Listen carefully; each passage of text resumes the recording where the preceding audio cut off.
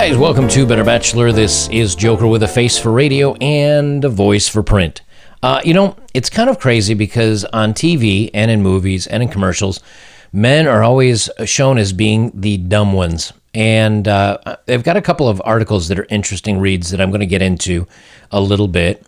But interestingly enough, science has actually proven that men are both smarter and dumber than women. In other words, the bell curve for men is men have more examples of being exceptionally not intelligent and more examples of being exceptionally intelligent, where the average of women is slightly tucked in. But I wanted to talk about the first part here because and I've touched on this on other videos a few months ago, so I'm not going to go too deep into this, but why are sitcom dads so inept? And I wanted to touch on this for a second because this is actually, they did a study on this. It's in a new study. They systematically looked at the ways in which portrayals of sitcom fathers have and have not changed, and why they say it matters. Fictional entertainment can shape our views of ourselves and others to appeal to broad audiences. Sitcoms often rely on the shorthand assumptions that form the basis of stereotypes, whether it's in the way they portray certain masculinity, like on Will and Grace, or the working class, as in Roseanne. Sitcoms often mine humor from certain norms and expectations associated with gender study, identity, and class. And basically what they've said is that now men are viewed as these lovable buffoon morons that they get all the laughs because they don't do dumb, silly things, and the wives have to always look after them and clean up after them as if they're like they're a grown child or a child in an adult body that may be able to go to work and drive a car, but other than that, they're still like children, which is not very smart. And we know this. They say here they use Tim the Toolman Taylor of the 1990s as an example. But let's look at someone like Homer Simpson or Family Guy, right? There's two examples where most of the men on Family Guy are not very bright, except for Brian, right? And then you look at something like Futurama, if you're looking at that kind of thing, or at what's another one, American Dad. Most of the cartoons that are written, and many of those are all done by Seth MacFarlane, the same person. But like with Futurama, they show the professor who's all smart and stupid at the same time, Fry who's kind of dumb, so on and so forth, right? So you get it. Well, they did a study, and on this they find that the percentage of men that are shown as foolish are now above 50%, where going back to the 90s, it was 31%, and going back to the 1980s, it was 18%. So they're constantly showing men as more and more and more as buffoons, as fools.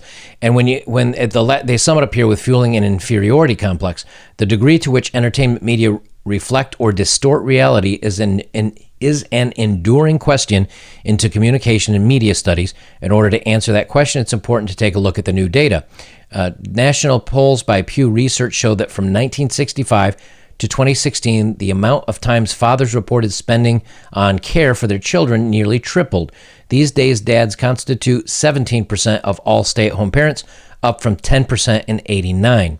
Yet there is evidence in the Pew data that these changes present challenges as well. The majority of dads feel they do not spend enough time with their children, often citing work responsibilities as the primary reason. Only 39% of fathers feel they're doing a very good job. Perhaps this sort of self-criticism is being reinforced by foolish and failing fathers' portrayal in the sitcom content. So basically, guys are becoming more and more responsible. They're taking more responsibility in their families' lives, especially with the kids. But on TV, they're being portrayed as fools and unable to do so in a very good light. And I don't know about you, but traditionally when you hear, oh, he's a stay-at-home dad, or he's not, and he's very inept and he's not a good dad, again, you kind of look at the Homer Simpsons and if you go back, there's a movie by, I can't remember the actor's name off the top of my head, but it's a movie called Mr. Mom, and it's about a wife that gets a great raise and she goes back to work, and the dad, Keaton is his last name. I can't remember his first name. Anyway, he ends up staying home as the dad, and he's an absolute wreck at doing it. But let's look at now the same thing. They go, Dem dads, why are there so many male bashing commercials? And it's kind of the same thing. Why are men in commercials portrayed as idiots? Sexism against men isn't a topic you hear about, but it's maybe on the rise. Men, are you so dumb you can't work a dishwasher? So immature that your life revolves around sports and Doritos. The trend isn't new, but television and advertising portrayals of men as clueless lunkheads seems to be the gift that keeps on giving, and it must. Otherwise, product hawkers would be taking a different approach, right? But here's the thing. Women buy 80%. 80% of all products ever made about anything, women purchase. So that's why they target them for women.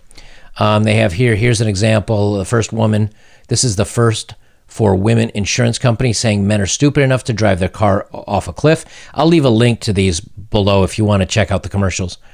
And they're always portrayed as idiots in advertising. And you can see all these, you can read the rest of this if you want to.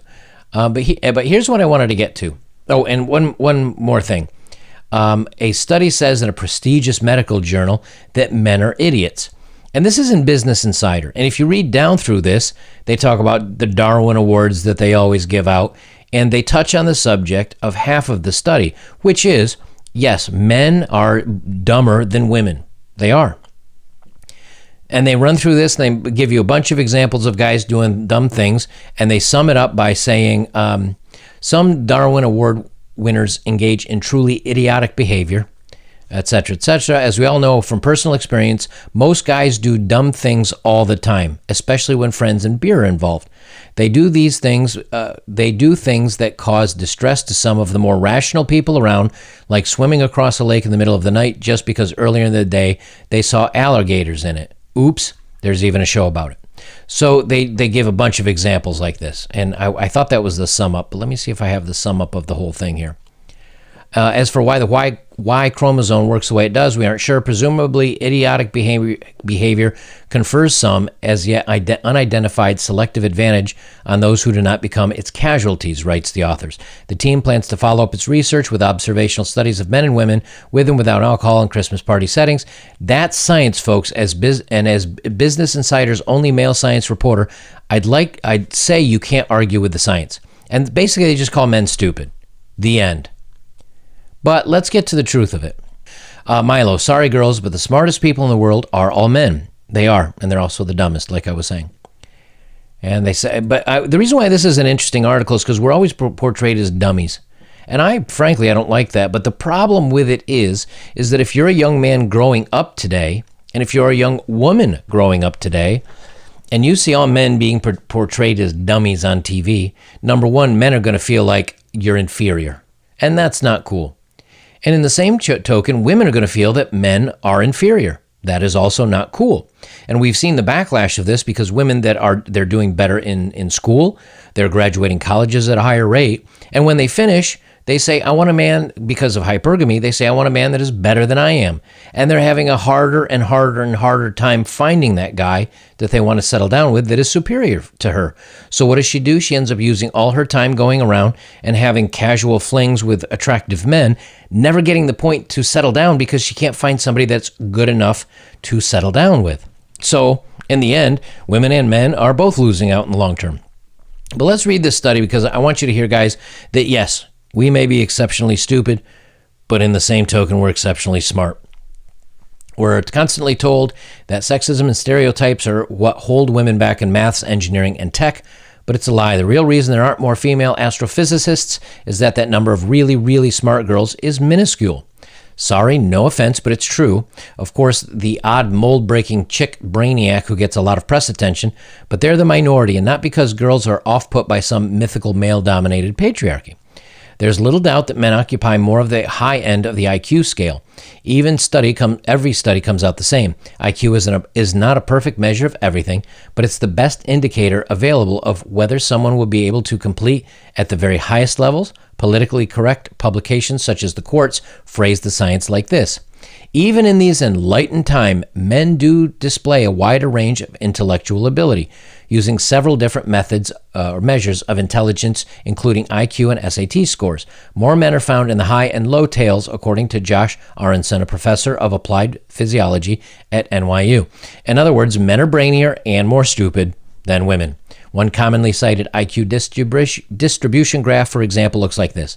And here's the men. And again, men are just slightly higher at both ends of, well, actually, they're slightly high. Well, they're a good bit higher at the ends, but not enough to be like, wow, women are never going to be as smart as men, but the numbers just show it. But we're also dumber at a higher rate, which is why some men do incredibly dumb things and win more Darwin Awards and off themselves more often by doing something that's stupid and bravado. And testosterone, I think, has you get a dumb guy with testosterone and alcohol, game over. That guy's never going to make it to C50, right? But the majority of men are, again, high and low. They say the same findings explain why men are better at chess, but, and this is where the girls are going to lose their crap, I was recently sent a data set taken from the study site IQ Comparison Site, which goes even further than previously reported studies. Here's what the authors say.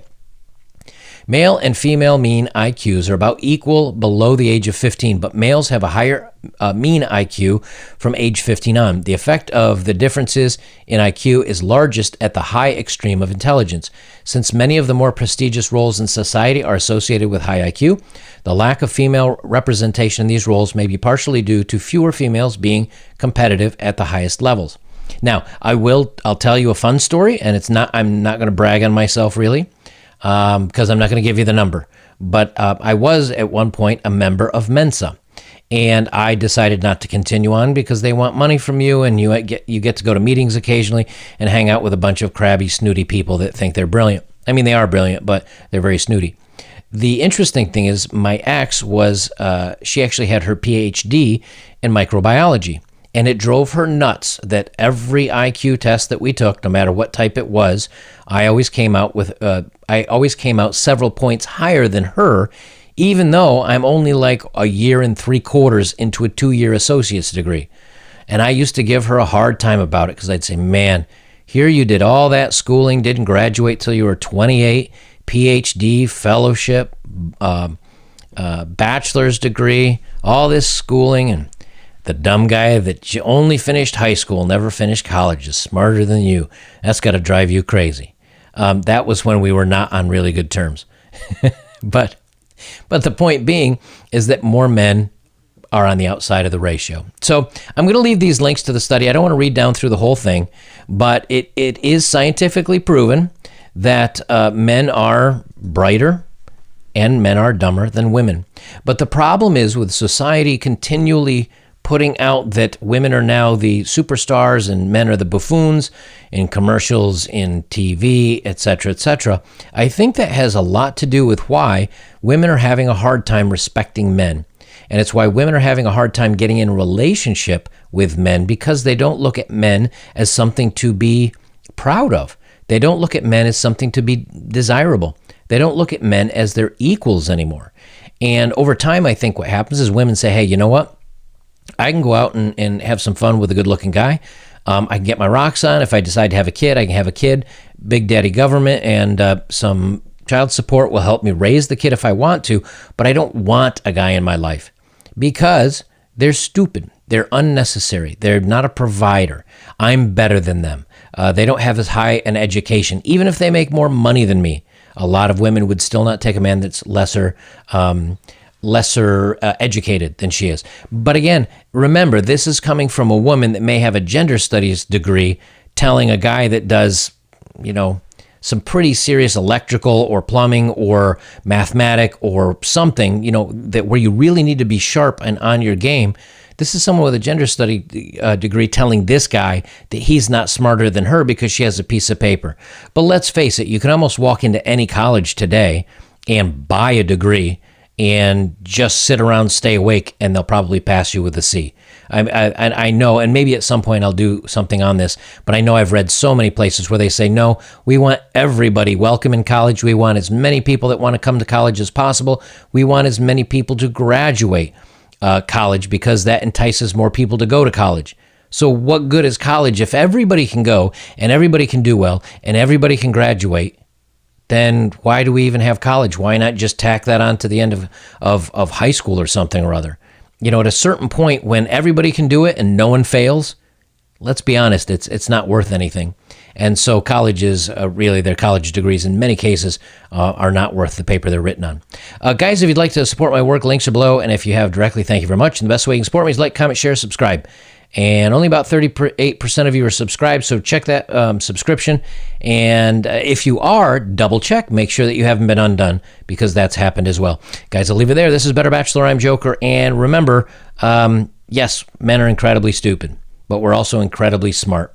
We just don't happen to have the same average as women do. But when it comes down to it, do we really need a piece of paper to be able to be smart? My answer would be no.